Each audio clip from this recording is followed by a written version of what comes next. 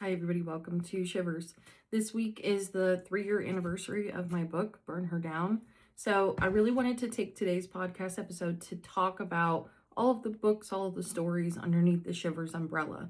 So back in 2023, I put out my first book called Burn Her Down.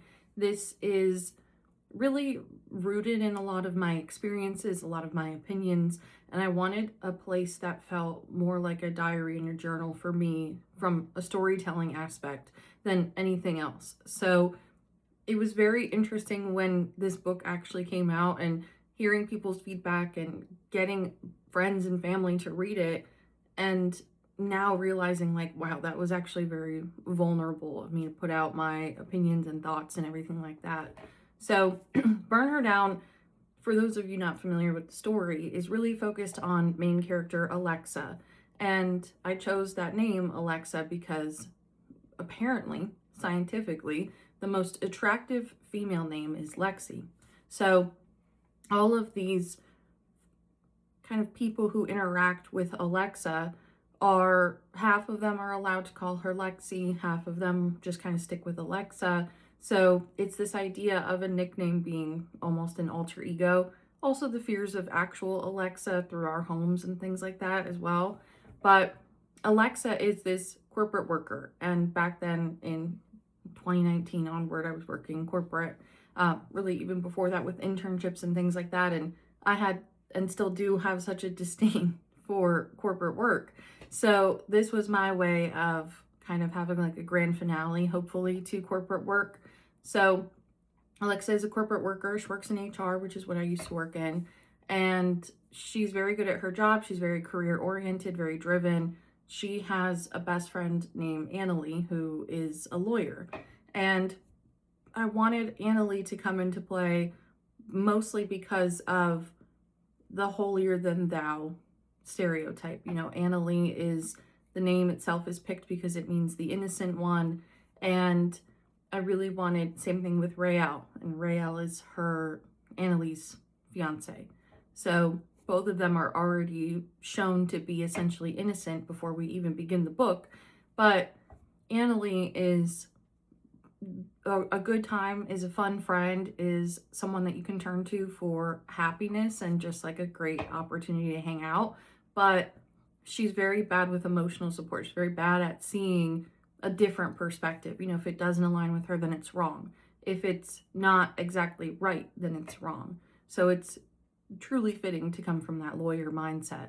But you have Annalie and Rael, who have wanted to get married for forever now, have not been able to lock down a date, a venue, anything like that. And so all of their conversations in the beginning are really talking about like, we're thinking we want to lean into more of a religious wedding now that we've waited for so long. Maybe that's the direction that we really want to go in. So they start looking at different churches and they ask Alexa before they do anything.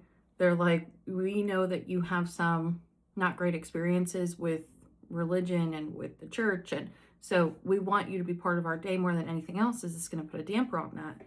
And of course, Alexa is like, no, you know, there's a lot of other venues that you can pick from. There's anywhere else. But if that's really what you want to do, then that's what you want to do. So that night, there are bodies that are found on the church steps of St. Valentina's Church, which is the most local church to Alexa. And everybody in that small town suburban mindset is basically like, oh my God, this is the talk of the town. Nothing like this happens in our little neck of the woods. So this was very much pulled from growing up experiences. You know, growing up in northeastern Pennsylvania, there's no diversity, there's no change, there's no way of really learning a different perspective of life. And it was always so crazy around our neighborhood in particular. Of course, we had a neighborhood watch, and it was just all these people who were going out on walks at night, basically. But the smallest little thing that could happen still didn't happen, and the neighborhood would absolutely blow up over nothing. So it's the almost like glorification of, this shouldn't be happening in our little neck of the woods, but there's a little bit of excitement that something actually is happening in our little neck of the woods. So after these bodies start popping up, Annalie and Rael decide that they're going to go talk to St. Valentina's church, who essentially gives them a little bit of like a bargain, a little bit of a deal, and says, if you do get married here, it would be better press for us, basically, because now we have bodies that are showing up on our doorstep. Nobody wants to be here. Nobody wants to come here. So by you getting married here, it is also, it's a good thing. So it would be like a win-win situation. So they sign the papers. They're getting married in 2 weeks. So the entirety of the rest of the book takes place over 2 weeks leading up to this wedding. And then our finale is kind of like the wedding day.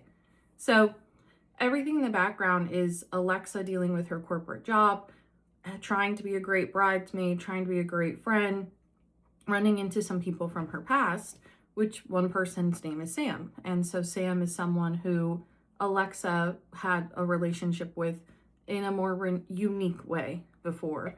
And Sam has a lot of respect for Alexa. Sam is a very good listener. And that's where we get into kind of the other side of this book, which is more of like the raunchy side, I guess.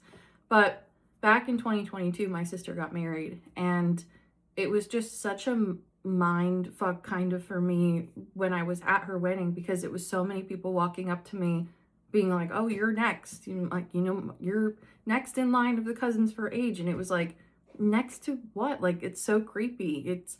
Is wedding supposed to be, in marriage supposed to be about love and partnership, or is it like getting snatched off the street? Because like, that's terrifying. So just the conversations and even almost like the ritual nature of walking down the aisle and having my dad give her away like he owns her. It's so creepy to me that we're still following those proceedings and still celebrating it. Congrats on being committed to each other forever and ever. That's scary. And I'm not saying that as like an immature fear of commitment side of things. I'm saying that as objectively, we're all participating in some sort of a ritual, basically, and we're okay with it. So a lot of the wedding stuff was pulled from that experience as well, of just looking at it with a very cynical eye and almost strategically critical eye of like, what the hell are we doing here? So that's where wedding things came from. But my relationships at that point in time were also very like explorative. So that's really where I pull from the experiences of Alexa's adventures with Sam. And there's a couple other characters of like people from the past. And it's all a lot of, again, culmination of my opinions, my experiences, my feelings. And when I was 18, I left the church, and I grew up in the church, was an altar server, helped with the church picnic, did the whole thing. And when I was 18, my sister and I were altar servers for our new priest's very first mass. And I'll say backstage, he was very nice and welcoming, and it was great. And then we go out and we have this mass, and it literally felt like a show. Like he was like having the theatrics and singing, and just, it literally felt like a magic show. And I was just getting more and more mad, because it was like, this is not at all what I believe in. This is so fake based on the person who was talking to us 20 minutes ago. So I threw a fit and I said, I'm not going back to church. I'm not doing this. This is not what I believe in. I grew up going to psychic fairs and crystal fairs and crystal shops and things like that. So it felt a lot more natural to explore that rabbit hole. And when I went to college, I ended up taking a class called Religion in Philadelphia, which by far was my favorite class I ever took throughout college. But every week we would learn a different religion and different culture, and what do they practice and where did it come from? And then we would go and visit that location somewhere in Philadelphia that they're practicing and sit in on a mass or whatever. So to me, that level of diversity and experience and learning is what everybody should be doing and almost like required to do, because that experience in that class kind of showed me from a religion perspective, belief perspective, that we're all trying to believe in kind of the same thing. It's just that all these different religions are picking different leadership and rules. So that alone really was an eye-opening experience for, you can have different beliefs, you can have different things that naturally align with you, and it doesn't make you a bad person because it's not the stereotypical church, or not because someone told you what to do. So what I really hope that anybody gets out of Burn Her Down is the permission for expression, permission for free thinking, and not being afraid of leaning into what you like naturally. And that kind of bleeds into shadow work too, without getting too much on a tangent. But shadow work as a practice is really the idea of like looking deeply within yourself at what is the core honest truth. You know, if somebody looks at you and says, hey, you have purple hair, there's no feeling or emotion behind that. Like, no, I don't have purple hair. It's just the truth. But if somebody looks at you and says, oh, you're angry, and you get annoyed or you get triggered, there's something there that you haven't faced. So start with a bothersome area. It's easier to do like the negatives than the positives, but start with a bothersome area. You know, all the time people used to say like, oh, Jeannie, you're so angry. I'm not angry. I'm passionate. Anger and passion have the same feeling. But when I'm driving, am I angry? Maybe. Either way, that's sort of the idea of shadow work, is like, what is the core truth and where can you align with that? I can align with the feeling of anger, but it's truly for me just passion. And for someone else, it might not be sadness. It might just be calm and quiet. So find what's going to be honest with you and then work with that. Use your own strength. Don't try to change who you are, unless you don't like who you are, but not because someone else tells you what to do. So after Burn Her Down, that's when I started doing all of the murder mysteries. And I won't go into too much detail about the murder mystery specifically, but I hate forced participation. I've always been more of an introvert. I like reading, I like writing, I like doing things kind of in that realm.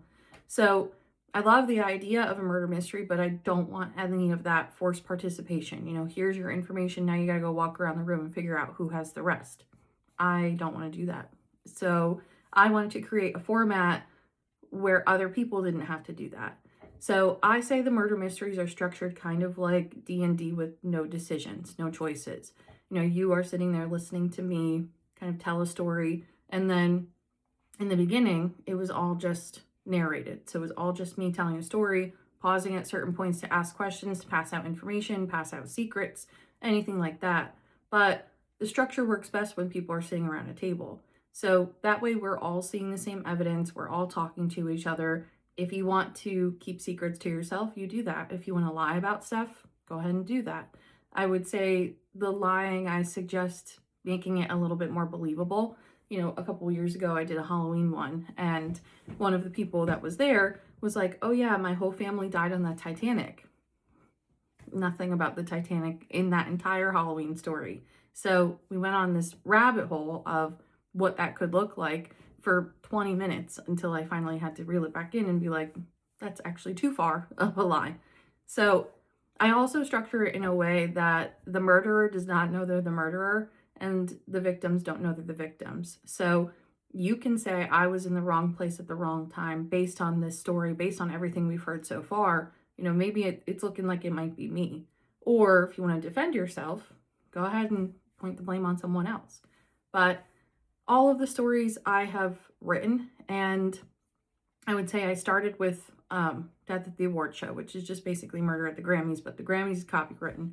So murder at the, or Death at the Award Show, that was the very first one, and it's pretty straightforward. It's more of your, like, I did it in a way of like time jumping. So we're back in the past, we're in the future, we're in the present. So we're using more of that like non-linear time to tell the story and figure out where everything meshes together. But after that was Till Death Do Us Party, and that by far has been the most well-received murder mystery. It is all about this group of people at a haunted mansion dinner party, and they're locked in for the night. So much more straightforward. After that, I did Murder at the Cabin. I don't have them all listed. I'm trying to go based off of memory. And then I started doing more themes for the seasons. So Bloody Valentine's, Death at the Barbecue for the summertime, Krampus, The Lodge is more wintertime. And this past year, I started doing the chaptered in the series murder mysteries. So I had this idea for like a 12-hour long murder mystery. And I was like, there's no way that anyone's going to sit through a 12-hour murder mystery experience. So instead, what I did was chop it up into chapters. So every single month is a different chapter. And this by far has become my favorite murder mystery, not only to write, but the structure and all of the people who return every month, you get to keep your character as long as you're not dead. But if you are, then you get the next new person. So it's been really great to have almost like a murder mystery league with it. And hopefully for anybody watching, if you're part of it, that it's also really fun. I asked for some feedback from the group, and everybody basically was like, well, we like TV shows more than we like movies. So the idea of coming back for a new episode is much more enticing than coming back for an entirely new movie. So now, that's definitely the structure that I'm going to push. I think that it's been really fun. This whole summer, I've been doing a 3-part series at End of Days Distillery in Wilmington, and that is all based off of the history of their actual building. So the entire End of Days is in an old airplane hangar that didn't open until 1950 as something other than the military. So it's pretty cool to be able to pull from the actual history and talk about the building and talk about the place and have people who want to come back on a regular basis. So it's pretty fun. But I hope if you are in the East Coast region that you'll come out to one or multiple murder mysteries. That would be great. But after I started doing the murder mysteries, I then thought that I wanted to move back to Pennsylvania. All my friends are there, and why not? And so as I was packing up my house, I found a lot of old poetry. And so after reading through a lot of the old poetry, I thought that it would be really great and almost cathartic to put it together in like a compendium of sorts, but also a little bit of like an anthology. It's this idea of everything in the beginning is like actual old middle school, high school poetry that I wrote. And then everything moving forward from there is this descent into madness, kind of the idea of as we grow up, it's supposed to get better, but what if it doesn't? And how do you become your own hero? How do you get out of that mindset? How do you get past this idea of being so angry on a regular basis? And that line between being a victim and understanding that you're just in shitty situations, or what responsibility do you have? The accountability side of it. So Break Her Open is the name of the poetry book. That came out in January 2026, so beginning of this year. But that was really my way of kind of honoring, I would say, my younger self a little bit, but also just a little bit of a push into the journey, the gothic side of, I don't want to say the gothic side of growing up, but kind of, and being able to say, like, similarly to Burn Her Down, like, it's okay that you don't feel 100% on every single situation or every single day. You can still face some of those not so great feelings, but still choose yourself. So the descent into madness, what's going to pull you out of it? That's what that book is really all about. And that is also dedicated to Jamie Baker and Krista Vogue, 2 girls from my high school who I was on a cheerleading team with and were really lovely women who committed suicide. And that's really the idea also from a dedication. Anytime that it gets that bad, just reach out to somebody. Even Shivers has Discord, talk to us on Discord. But the idea that no matter what, you're not alone. And I think we all need that reminder every once in a while. So that is what really the idea of all my books kind of put together are about. I have teased and have talked about 777 for 3 years now, since I ended Burn Her Down. And 777 is the prequel to Burn Her Down. So the ending of Burn Her Down is very much up to your interpretation. That's the point.